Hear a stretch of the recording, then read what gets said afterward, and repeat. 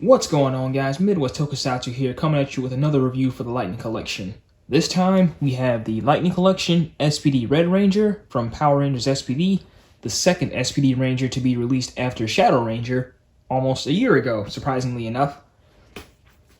So we're going to take a look at the box art first, as always, the figure itself, accessories, and the civilian head. So, let's get into it. So, real quick, we've got the helmet art on the side there, continuing on the side of the box. Season logo. Full shot of the figure on the back. Very nice pose. And on the other side, more helmet art. And on the bottom, nothing of importance. Here we've got him out of box and all of his intergalactic alien busting glory. That was a bad pun, my bad. But regardless, he looks great. Nothing I can tell is really off about the suit here. Although, two things I would like to note. It's the number signature on the helmet. The point here is kind of missing, but it doesn't really take away from the overall look. And I don't really find myself minding that too much. And then another thing here is with the SPD crest on the chest here, where I feel like this should have been molded on as opposed to just being painted on, because I feel like this small little detail of paint could easily be, chipped off. So if that was molded, I think that would have made it a little better and actually kind of make it pop too. So with the figure, his accessories are his twin Delta Blasters right here. The effects piece for the Delta Blaster. A hand for the Morpher.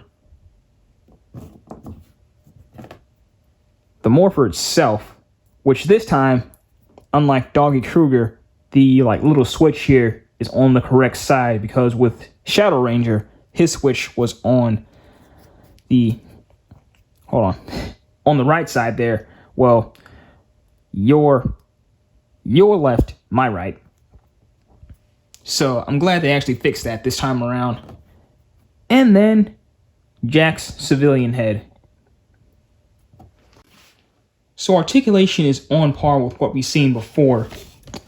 So foot swivel, which actually this time the feet actually came out of box pretty well, not pretty loose, but loose enough to where I can handle it without it being too tight to where I think I might break it.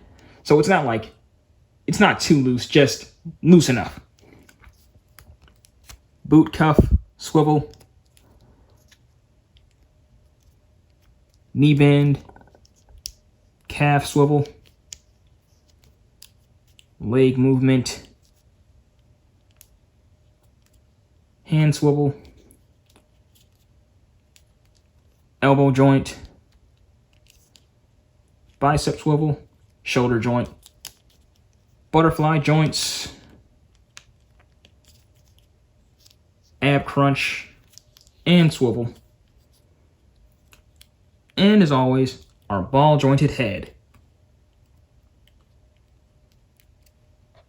So just like in the show with the Delta Blasters, he has holsters, or two holsters for each one. And he can hold them in his hands like you expected. Just give me a second to actually get him in here. Let's just do a cut. There we go.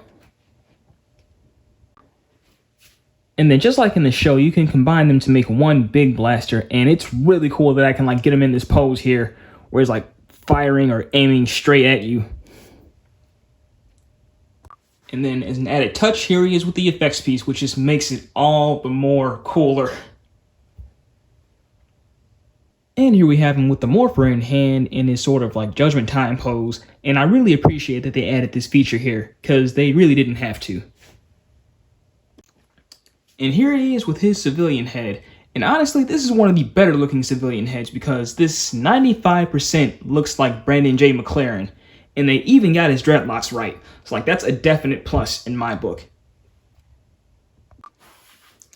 So SPD Red, do you have them already? Are you planning to pick them up? or are you just looking for a recommendation? If so, I'd say definitely get this guy if you're a hardcore SPD fan, because this is a really spot-on figure. Regardless of some of the nitpicks I had at the beginning, it still doesn't take away from the rest of the figure itself. So definitely get him if you're looking to complete SPD. So that's going to just about do it for this guy. So as always, be sure to like, comment, and subscribe. Be sure to like my Facebook page at Midwest Tokusatsu. We are also on Twitter and Instagram. And this is your captain, signing out.